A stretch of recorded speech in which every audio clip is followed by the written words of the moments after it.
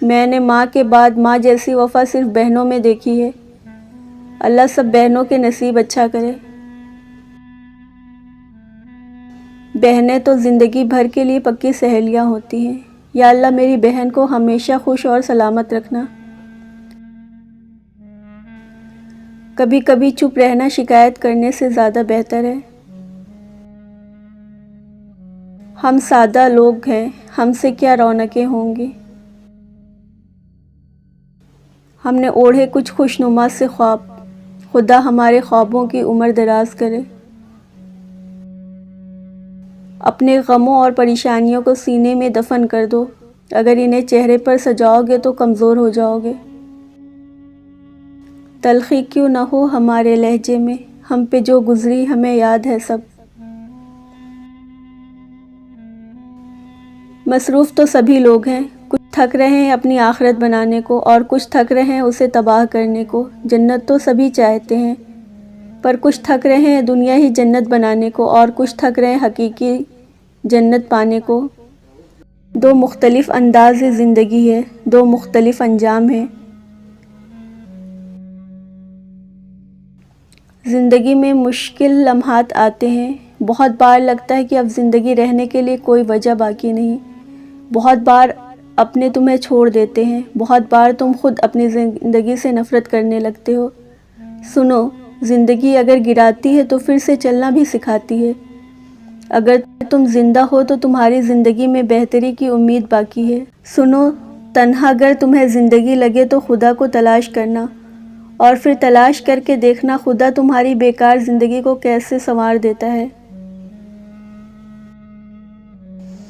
جو کسی کا برا نہیں چاہتے ان کے ساتھ کوئی برا نہیں کر سکتا، یہ میرے رب کا وعدہ ہے۔ تم جب کسی میں کوئی عیب دیکھو تو اسے اپنے اندر تلاش کرو، اگر اسے اپنے اندر پاؤ تو اسے نکال دو، یہ اصلاح کی بہترین کوشش ہے۔ الفاظ چابیوں کے مانند ہے، ان کا صحیح استعمال کر کے لوگوں کے منہ بند یا دل کھولے جا سکتے ہیں۔ لوگوں کے قصور معاف کر دو، یہاں ہر کوئی امتحان میں ہے اور امتحان میں غلطیاں ہوتی ہیں۔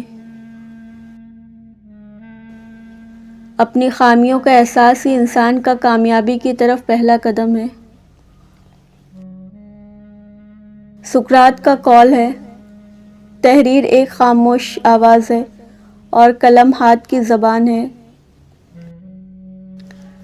رسول اکرم صلی اللہ علیہ وسلم نے ارشاد فرمایا، لوگوں میں سب سے برا شخص اللہ کے نزدیک قیامت کے دن وہ ہوگا جس سے لوگوں نے اس کی فحش کلامی سے بچنے کے لیے علیحدگی اختیار کر لی ہو یا اسے چھوڑ دیا ہو۔ اللہم انک عفو تحب العفو فاعف عنی، اے اللہ بے شک تو معاف کرنے والا ہے، معاف کرنے کو پسند کرتا ہے، بس مجھے معاف کر دے۔ مسنون دعا صبح شام 3 مرتبہ۔ اللہم عافنی فی بدنی، اے اللہ تو میرے جسم کو عافیت نصیب کر۔ اللہم عافنی فی سمعی، اے اللہ تو میرے کان کو عافیت عطا کر۔ اللہم عافنی فی بصری، اے اللہ تو میری نگاہ کو عافیت سے نواز دے۔